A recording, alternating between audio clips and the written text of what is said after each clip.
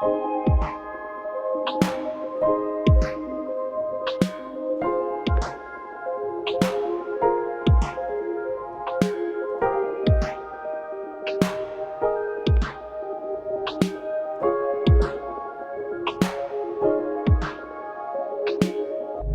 projet est né de manière assez inespérée et inattendue.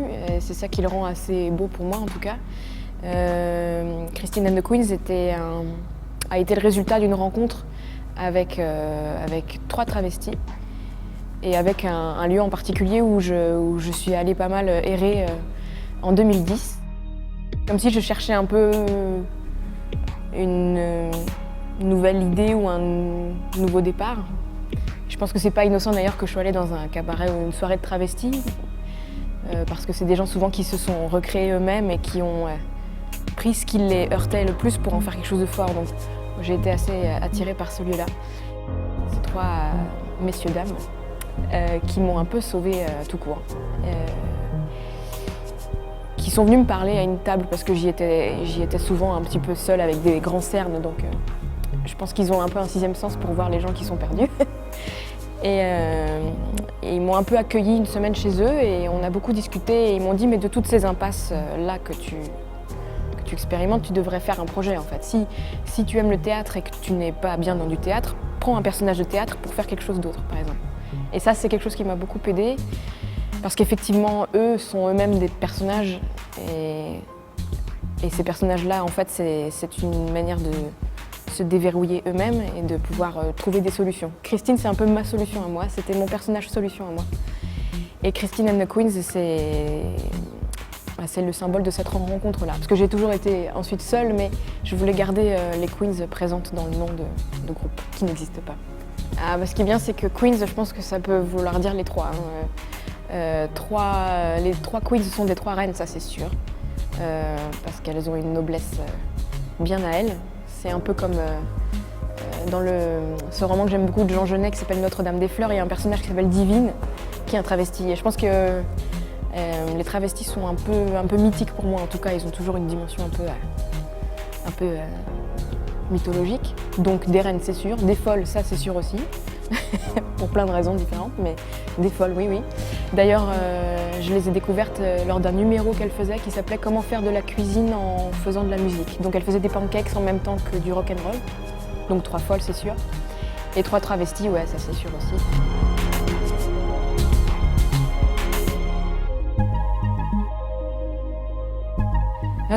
Je sais pas si c'est le fruit d'un hasard ou si c'est quelque chose que j'ai toujours voulu faire mais que j'ai jamais assumé aussi.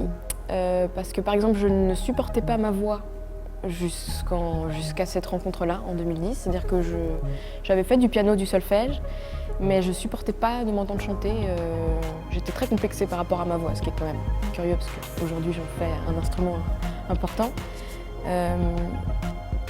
Mais je pense qu'à un certain moment aussi, chanter m'est apparu comme quelque chose d'assez thérapeutique aussi, c'est-à-dire que c'est quelque chose de très intime, mais en même temps ça soigne. Enfin, c'est comme si ça me soignait de chanter à un moment. Et ça m'a paru être la meilleure manière d'écrire aussi. À un moment où j'arrivais plus à écrire des formats longs, je lisais plus que de la poésie, j'arrivais plus qu'à écrire ce qui ressemblait déjà à des chansons. Et puis composer des chansons, ça m'était jamais arrivé non plus.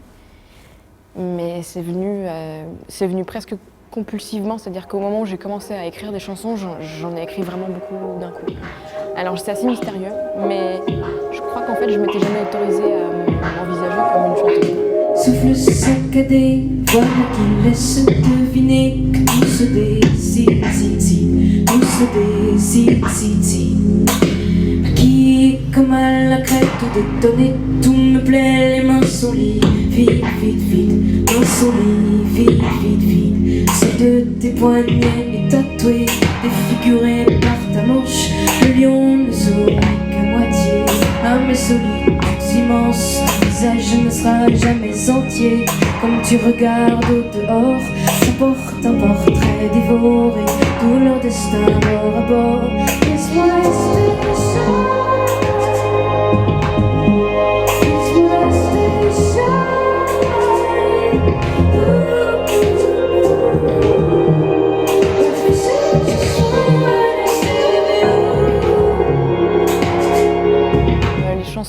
chose de vivant, ouais, c'est comme des organismes vivants, ouais. Et puis j'aime aussi cette idée qu'elle puisse passer de main en main, qu'on puisse en reprendre une qui ne soit pas à soi et en faire quelque chose de personnel, qu'on puisse changer de langue, qu'on puisse en adapter une plus lente, plus rapide. C'est vrai qu'il y a quelque chose de très mouvant là-dedans.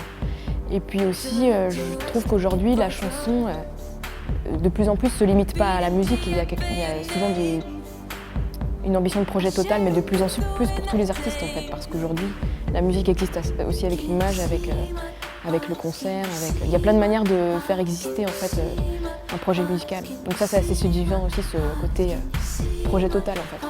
C'est vrai que ma musique a quelque chose d'assez pas théâtral, mais on peut s'imaginer qu'il y a une voix par chanson d'une certaine manière, ouais. Et ça, c'était encore plus poussé à l'extrême chez moi au tout début du projet, où j'étais vraiment dans une démarche de à chaque chanson son personnage et sa manière de l'interpréter. Donc on était carrément dans quelque chose à mi-chemin entre théâtre et musique, mais c'est plutôt une question de voix maintenant. C'est-à-dire que c'est vrai que quand je compose, j'envisage déjà une certaine manière de la chanter. Comme j'ai pas l'impression que ma voix est très caractéristique, alors après on peut dire être d'accord ou non, mais ça fait qu'on compose d'une certaine manière. J'ai toujours l'impression qu'il faut que je trouve une nouvelle manière de chanter pour chaque chanson.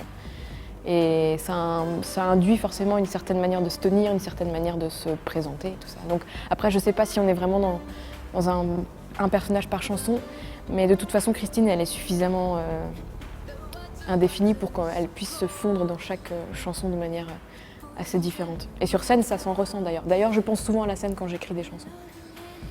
La danse a toujours été importante dans ma vie et elle prend de plus en plus de place dans ce projet-ci aussi parce que je m'autorise plus à le faire. Cette façon aussi, par exemple, de pouvoir rester immobile mais d'exprimer beaucoup de choses avec les mains et de codifier ses mains, ça me plaît beaucoup. De toute façon, Christine, elle est transgressive. Elle était transgressive pour moi dès le départ parce que je l'ai écrit en réaction aussi à beaucoup de choses. C'est-à-dire que je voulais poser un personnage qui soit féminin mais qui réagisse de manière assez extrême à tout ce qui m'agaçait à une époque et qui continue de m'agacer. Et d'ailleurs, les premières chansons que j'écrivais, c'était avec des punchlines comme Christine est sale, où il y avait une volonté, pas forcément de déranger gratuitement, mais de poser un personnage et poser une certaine beauté qui moi, me plaisait plus que ce qu'on pouvait me bombarder à l'époque. Et c'est avant tout un personnage libre que j'ai voulu créer.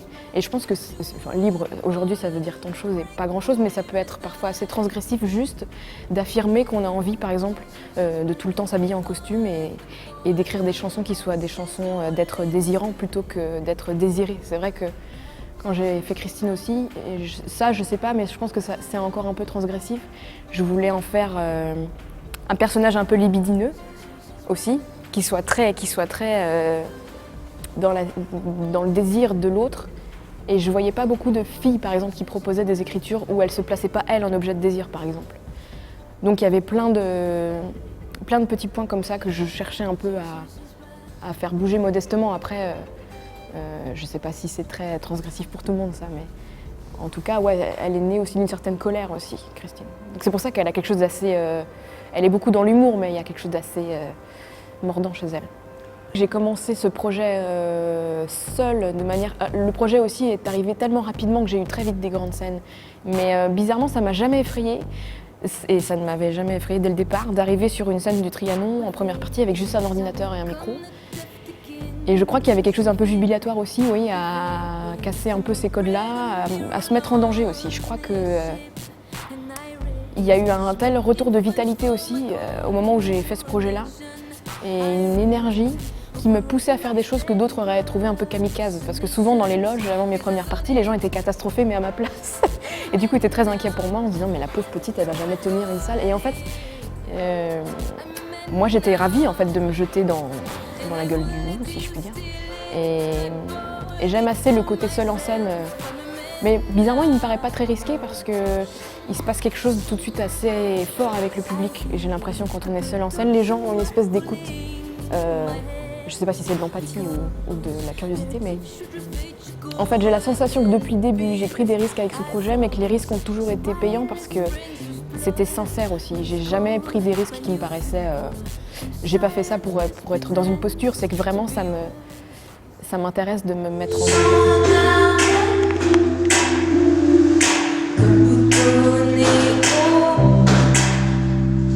C'est moi pour la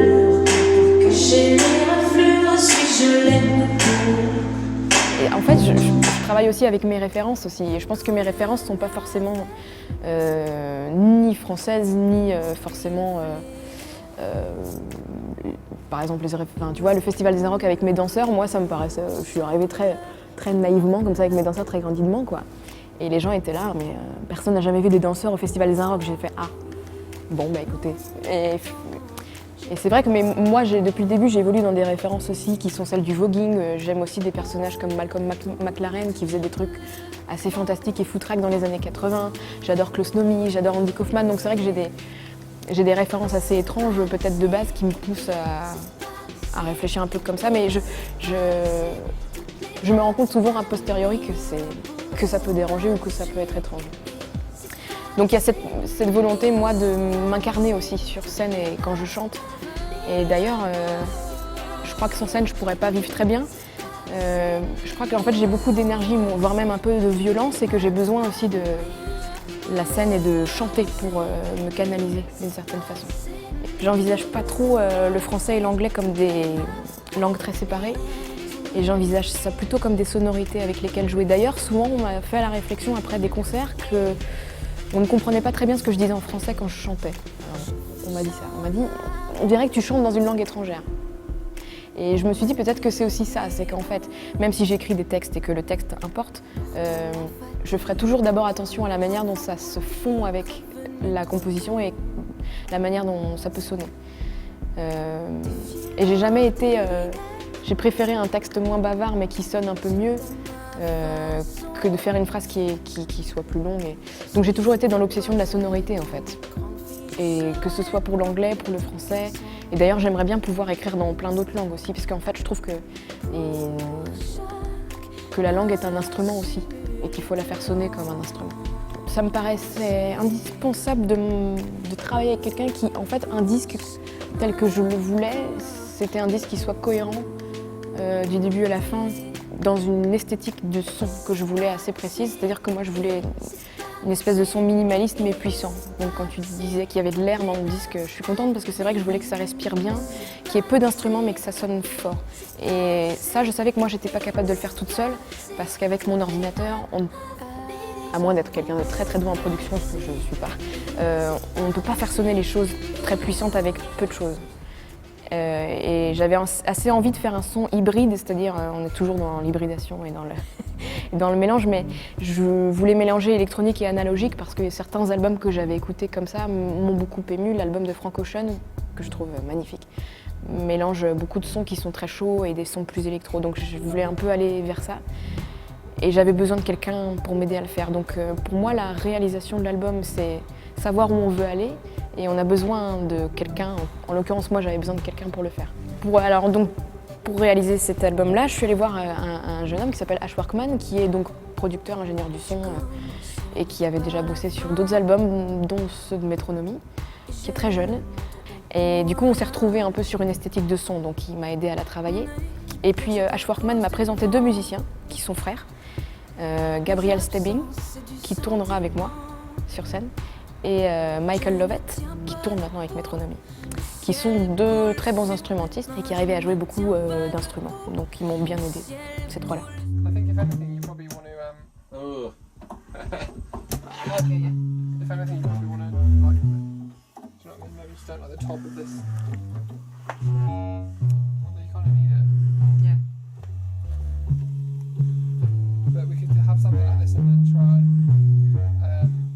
Doubling it with something.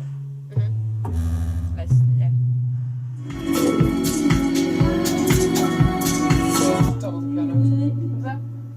Yeah, same note. Let's try it.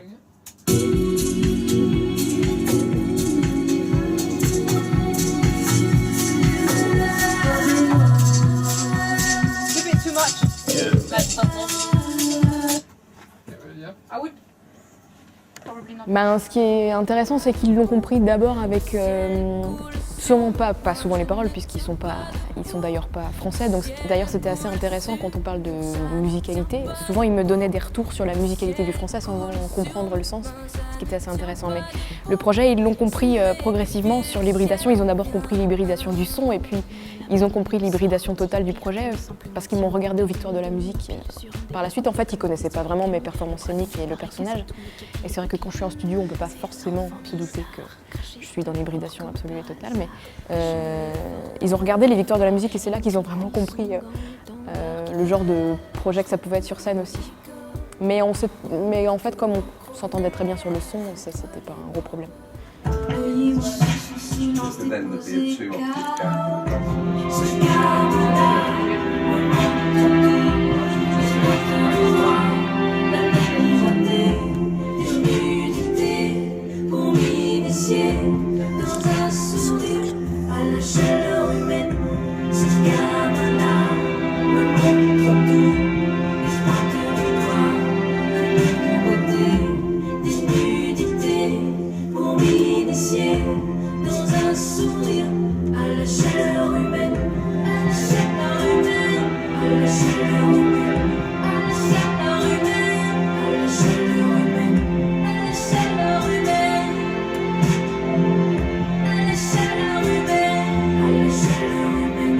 Like to hear this one is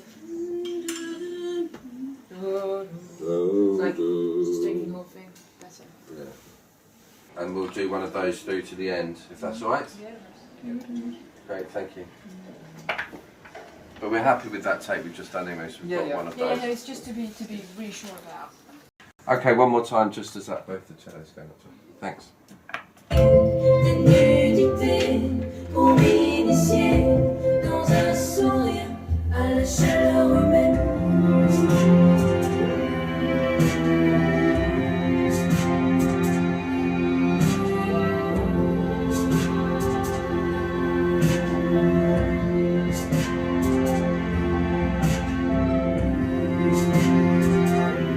Les Victoires de la musique, ça a été particulier pour moi. Hein. C'était très étrange à vivre.